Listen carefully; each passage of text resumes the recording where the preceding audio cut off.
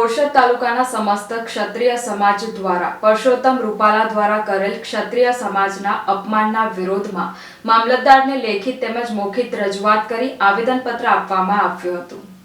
ગતરોજ બોરસદ તાલુકાના સમસ્ત ક્ષત્રિય સમાજ દ્વારા બપોરે 3 વાગે મામલતદાર કચેરી બોરસદ ખાતે લોકશાહી માટે અને 18 વર્ણ માટે જેમણે સંપૂર્ણ રાજા રજવાડા દાન કર્યા એમનું પરસોત્તમ રૂપાલા દ્વારા કરેલ ક્ષત્રિય સમાજના અપમાનના વિરોધમાં મામલતદાર શ્રીને લેખિત તેમજ મૌખિક રજૂઆત કરીને બોરસદ તાલુકાના ક્ષત્રિય સૈનિકોએ નમ્ર અપીલ સાથે આવેદનપત્ર આપવામાં આવ્યું હતું। જો આ નમ્ર અપીલને નહીં સ્વીકારવામાં આવે તો સમસ્ત ક્ષત્રિય સમાજ ઉગ્રથી અતિ ઉગ્ર आंदोलन करશે જેનો જવાબદાર સરકાર હશે તેવી ચીમકી પણ ઉચ્ચારવામાં આવી હતી। મારું નામ જયદીપસિંહ ઉમેશસિંહ ગોયલ। આજે રોજ ક્ષત્રિય સમાજ, ઠાકોર સમાજ, હિન્દુ સમાજ, હિતેશ જેટલા બી સંગઠન છે ઉપસ્થિત રહ્યા તે બદલ સૌનો આભાર વ્યક્ત કરું છું।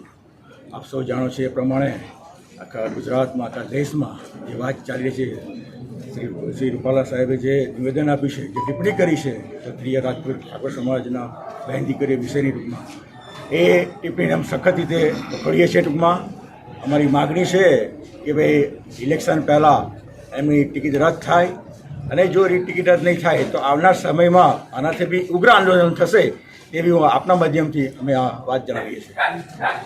આજનું આવેદનપત્ર આપવાનું એક જ હેતુ છે।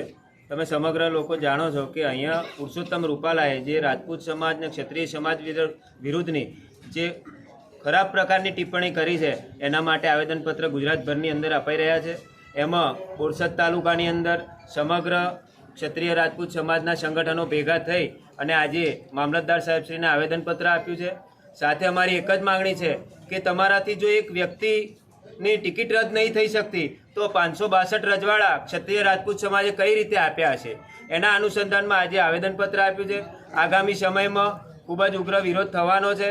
ક્ષત્રિય સમાજની લાગણીઓ અને માગણીઓને કોઈ ધ્યાનમાં લેતું નથી એવો હેતુ આજની વર્તમાન સરકાર લઈ રહી છે અને સાથે સાથે આજના જે સંગઠનો અત્રે ઉપસ્થિત છે સર્વની માગણી છે કે પુરુષોત્તમ રૂપાલાની ટિકિટ રદ થાય અને ક્ષત્રિય સમાજની જે માગણી છે, અમારે કોઈ પાર્ટીનો વિરોધ નથી પણ ક્ષત્રિય સમાજ ઉપર જે બોલેલી ટિપ્પણી છે એનું એક માફી એ યોગ્ય નથી।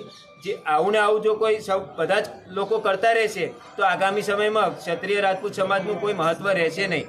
સૌથી વધુ વસ્તી ધરાવતો આજે દેશ રસ્તા ઉપર ઉતરી અને માગણી કરી રહ્યો છે કે પુરુષોત્તમ રૂપાલાની ટિકિટ રદ થાય, પણ એના લીધે સર્વ સમાજ કોઈ નોંધ લેવા જઈ રહ્યું નથી અને આગામી સમયમાં નોંધ લેશે એવું ક્ષત્રિય રાજપૂત સમાજ પૂરા ગુજરાતની અંદર કરવા જઈ રહી છે।